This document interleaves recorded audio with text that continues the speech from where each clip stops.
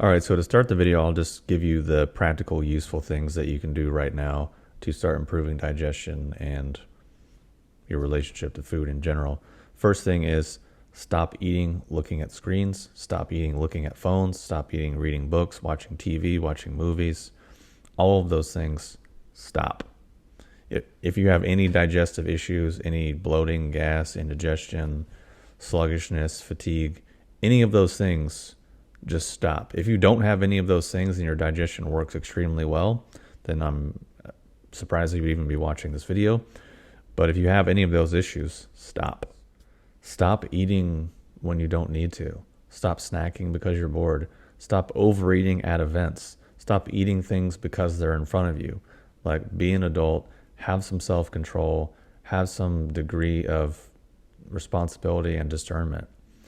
So within a lot of dietary issues in general, if you just go online and look up liver-spleen disharmony within Chinese medicine, in my opinion, that explains 99% of the things that people experience, and that also explains why people go down all these weird rabbit holes, vegan, raw vegan, carnivore, keto.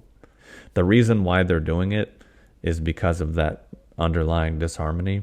The reason why they keep doing it is because of the underlying disharmony. And the more they go down those diets is usually the more that disharmony gets worse. But they might have some symptom remission or some symptom improvement, of course, but the underlying pattern is really not addressed. And the thing that a lot of people don't realize that a lot of these diets have in common, and why, at least in the short term, they can make people feel better, is that usually they eat less. So that'll make a lot of people feel better automatically. They're not eating garbage, they're not eating processed foods, which of course will make people feel way better. Or maybe they're eating a very simple reduction diet, elimination diet, which of course will make a lot of people feel better. And that's really the commonality and the overall reason why a lot of the stuff makes people feel better in the short term.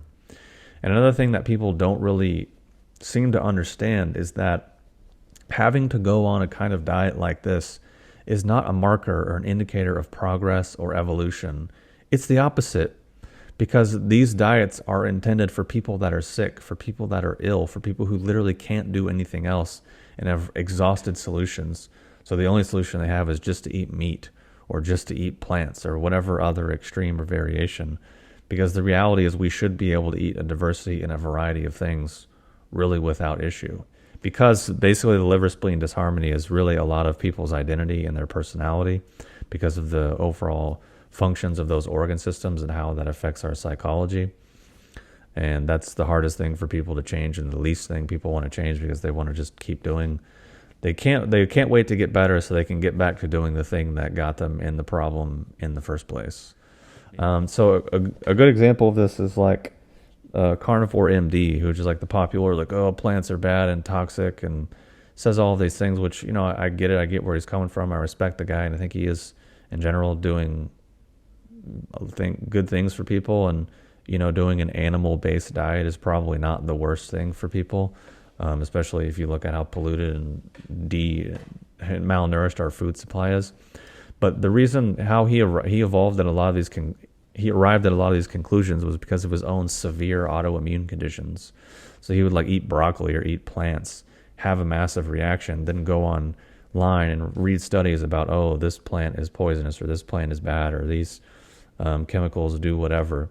And then he was like, oh, so then these plants must be bad, so people don't need to be eating them and they just need to do this diet. But the caveat there is he had severe autoimmune conditions. So if you don't have severe autoimmune conditions and you're generally a normal, healthy person, then it probably doesn't matter. If your liver and spleen are not totally out of whack and your kidneys are functioning decently well, it's probably fine.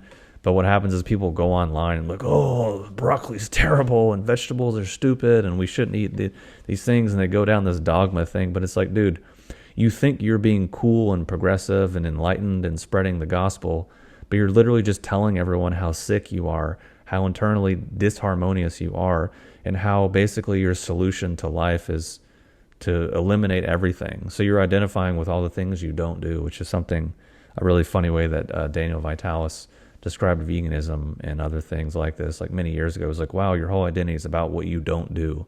Like, isn't that a bit strange? But the only reason why that is an appealing idea is because people have liver-spleen disharmony. The only reason they go deep into that is because they have liver-spleen disharmony. And the reason why they can't eat regular food is because of liver-spleen disharmony. So they just kind of go all over these things, all these extremes.